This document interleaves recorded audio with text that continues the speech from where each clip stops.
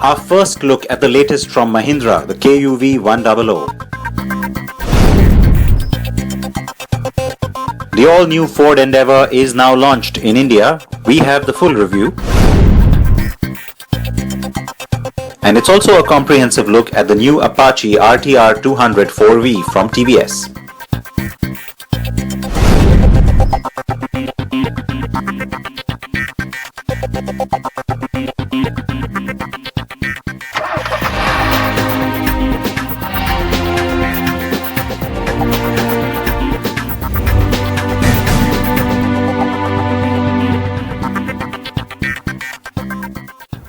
Hi everyone, thanks for joining us on CNB. I'm Siddharth Vinayak Patankar. The year has started off on a great note with a lot of new launches planned and some already getting to market.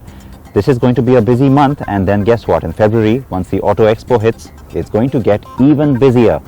Let's get started right away then. We're going to start off by talking about the new vehicle from Mahindra & Mahindra. This is the KUV100. It's been expected for quite some time. It was codenamed the S101. Does it really qualify as an SUV, or is Mahindra playing a little bit of a double-edged sword game? Take a look at the car and think about that question.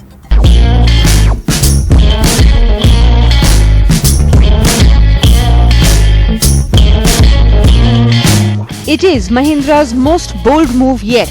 Is the new KUV100 a cat amongst the pigeons or a big fish in a small pond? Is it a hatchback or is it an SUV?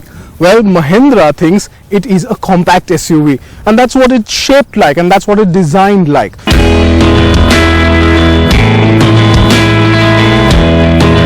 So it's a bit of a cross-style car, isn't it? Mahindra's third sub-4 meter offering besides the Quanto and TUV300, the KUV100 is targeted very specifically at younger buyers, and yes, that K stands for cool. The two higher spec variants, K6 and K8, have SUV-style black plastic cladding, roof rails, a large silver skid plate at the front, and yes, these are superficial and don't have any mechanical purpose. Inside, the Mahindra KUV100 is offered with two seating configurations, a standard 5-seat layout and a unique 6-seater plan that has been achieved by using bench seats in both the front and the rear. The KUV100 is available in 7 variants. Safety options are good with ABS, EBD and an engine immobilizer as standard. Dual airbags are available as an option from the base variant and standard on the top-end K8. It comes in 2 engines, both new to Mahindra. The M Falcon G80 petrol is brand new for sure and packs in 82 bhp and 115 Nm of torque. The transmission is a 5-speed manual and the stick is placed on the dash. The gearbox is smooth and the shifts are nothing like you've ever seen in a Mahindra car. The petrol engine growls a bit and the growl also creeps into the cabin. The diesel M Falcon is also a 1.2 litre and has 77 bhp of power. The torque is generous at 190 Nm and it uses the same gearbox.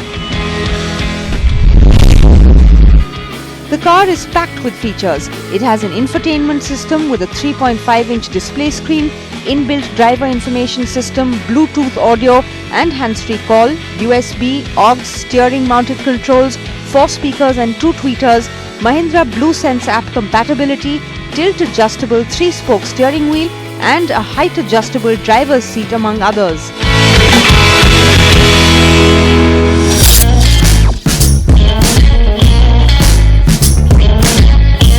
Prices for the KUV100 have been well received and the car seems to have taken off to a good start. We would love to hear your feedback on it, so please do post your thoughts on facebook.com/CNB show. So that's our first look at the Mahindra KUV100. Please tell us how you like that car, and we'll have more details on it and a look at where it sits in the market for you on the program in just a few days' time. From a very small mini SUV, let's move on to something full-sized. This is the Endeavour, the new generation from Ford.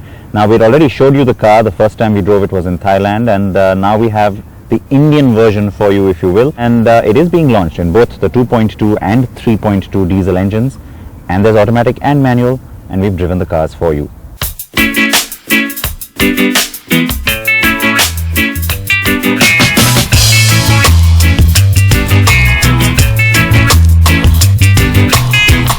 We've come a long way since the very first Ford Endeavour arrived in 2003, and so has Ford India. It has also taken Ford a very long time to bring a new generation of the car to market. We've already driven the new Endeavour and showed it to you in September last year on our first drive in Thailand. And we told you at the time that the new car is much improved. The car has now been launched in India, and I can say that is indeed the case on the Indian version too. And yes, it will take on the Toyota Fortuner as its main rival, and Ford is playing it smart by launching the car at the start of the year, as it will get a few months of a free run before the new Fortuner arrives later in the year. The really smart move on Ford's part is to offer so many variants on the Endeavour. I'm talking about engines, transmissions, and of course trims too.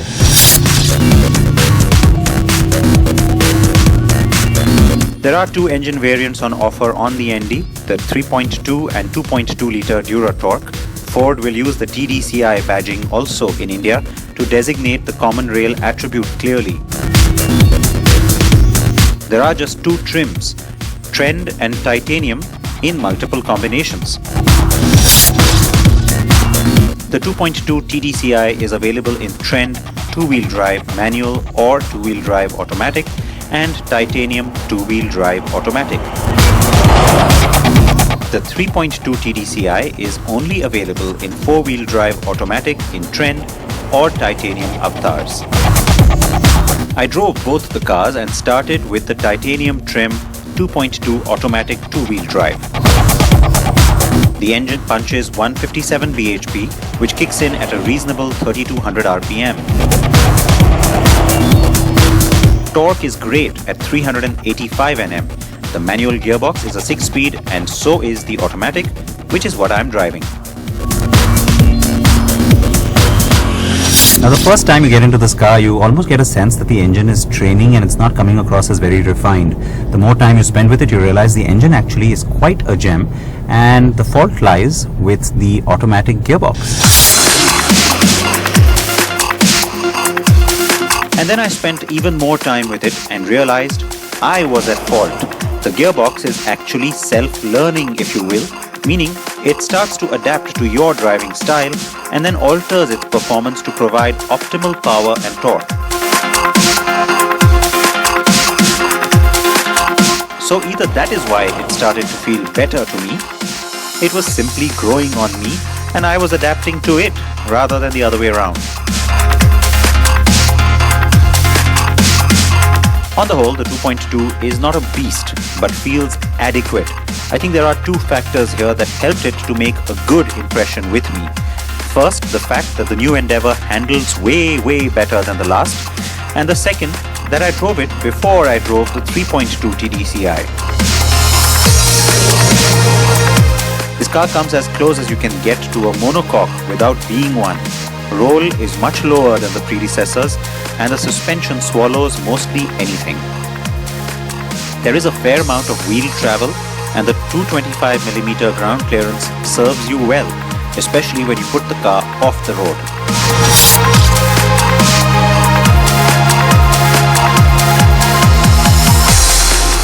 The four-wheel drive is a la Land Rover, with a dial that allows you to switch the car's character to respond to varying surfaces. This terrain management system has rock, snow, mud, and sand modes and works easily.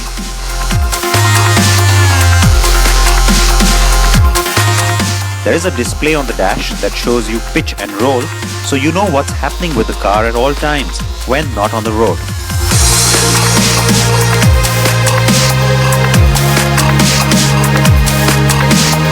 The Endeavour gets going, oblivious of its massive bulk, and I have to say that the car is so much better engineered than the last.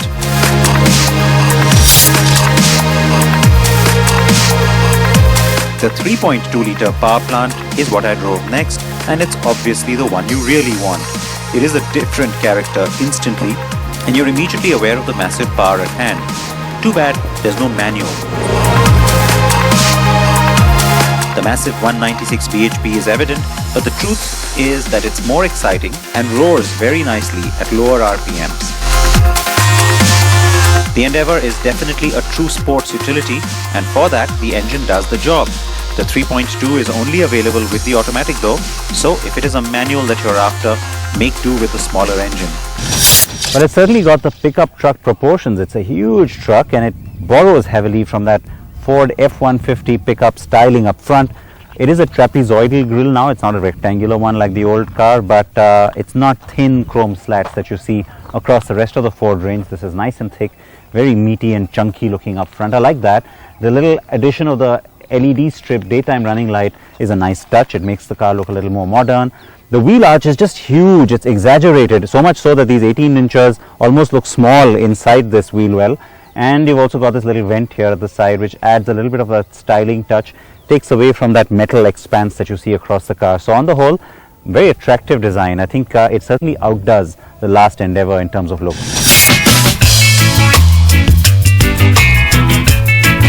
Inside, it is studded with goodies and more comfortable now. And I have to say, even the Trend variant looks pretty well loaded. Rear parking sensors, reverse camera and the power tailgate. The titanium has power folding third row of seats, and even the manual seats are easy to fold and open.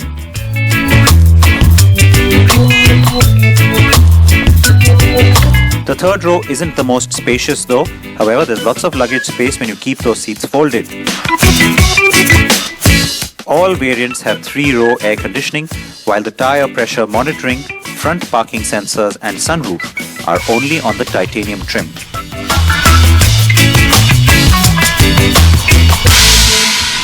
Well, the interior is a huge step up from the old Endeavour. The quality of materials, especially the way the top has been finished off in this faux leather with a double stitch.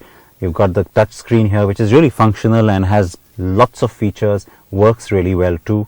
You've got the climate control system nicely integrated into it. Lots of connectivity options in terms of USB, SD card and all of that is there. Steering wheel is very well finished, nicely designed, lots of controls on the wheel as well, including the voice command for sync and a nice instrument cluster which is divided into analog and digital. You've got 2 screens on the side which again give you plenty of information. The only little grouse I have, to go with all of this fanciness, a little better plastic quality, especially in the lower part of the dash and the doors, well, it would have just helped.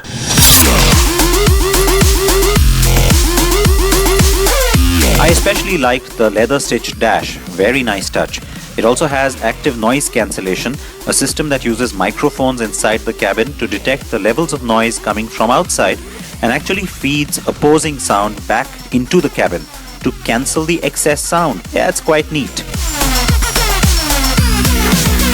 The car also has the latest sync voice command system that sometimes works well.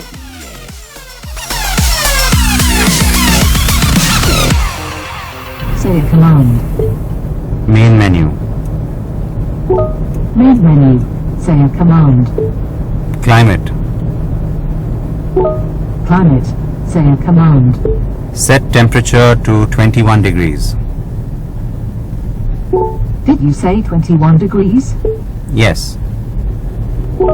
Setting temperature to 21 degrees. Thank you.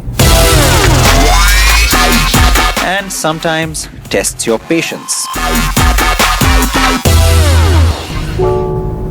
Please say a command. Radio. Radio. Say a frequency or preset. 2. What frequency or preset would you like? 2. Sorry. Please say frequency. 94.3. Tuning to 94.3 FM.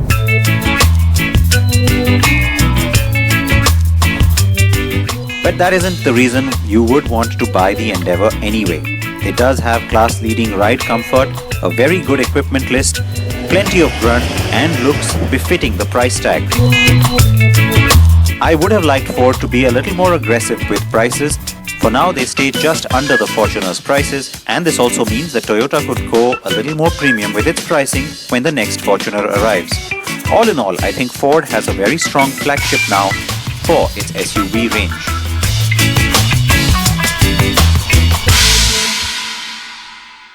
It is time for a very short break. Stay tuned. It's time once again for the country's top auto quiz, the Mahindra AQ 2016, and you can win some AQ goodies too.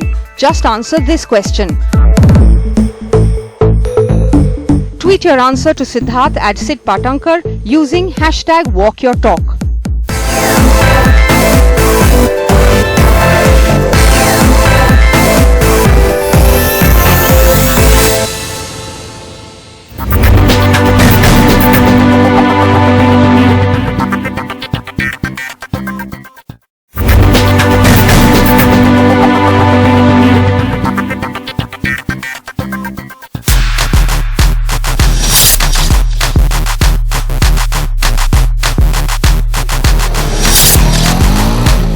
The fastest Apache yet, and we have to add, the most mean-looking yet in this TVS family of motorcycles. The Apache RTR200 4V looks to give racing enthusiasts a true performance feel without burning a hole in their pocket. Another reason why this bike is such a big deal is that TVS will look to build on this motorcycle and offer future high-performance products from the Apache family, parallel to the launch of the jointly developed BMW bike starting with G310R. The Apache RTR200 is visually aggressive to look at. The Street Fighter looks enhanced with the devilish daytime running lamps and a hot matte finish on the body.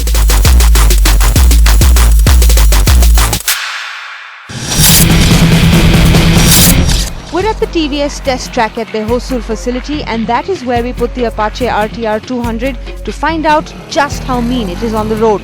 Get it going and you can hear that the engine gets a bit more grunt than the other Apache, and revving up adds to the grunt. The 198cc 4-stroke engine on the Apache RTR200 is from a new family that now features an oil-cooled combustion chamber.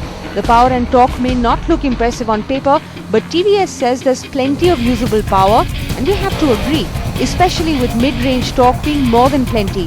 The 5-speed gearbox is extremely quick and fun, but you do miss a 6th gear on this.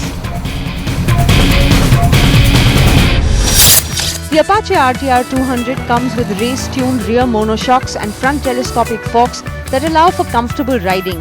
The Pirelli tires, which come as an option, add to the confidence, especially while high-speed cornering. Braking has been a sore point for TVS bikes in the past, but the Apache RTR200 does better in that department, with front and rear discs showing enough bite. Here's the real good news. A dual-channel ABS variant will hit the markets by March, and that could be worth waiting for. The Apache RTR200 gets all-digital speedometer packed beyond the usual, including service reminders, gear shift indicator, low battery indicator, lap timer, and top speed readout.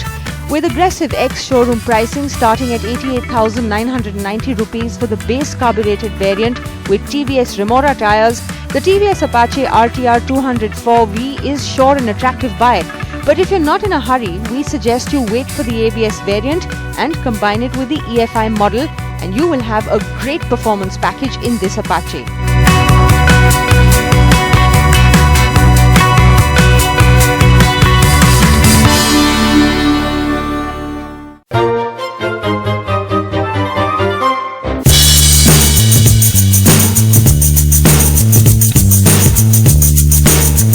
Knowing the manufacturing date of the used car you're planning to buy plays an important role in knowing the value of the car.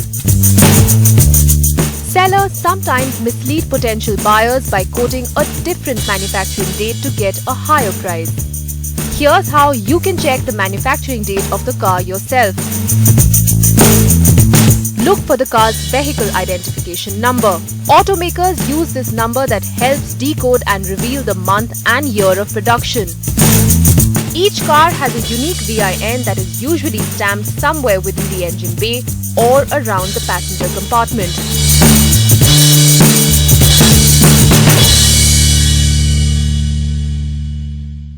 So we had lots of SUVs for you today of varying shapes and sizes, and of course levels of luxury as well. Please react to what you've seen on the program. Now we are coming very close to the Auto Expo, which means that there's lots to talk about. Join us next week. We'll have more for you on the program. And please, as always, I plead with you, wear your seatbelts, wear your helmets.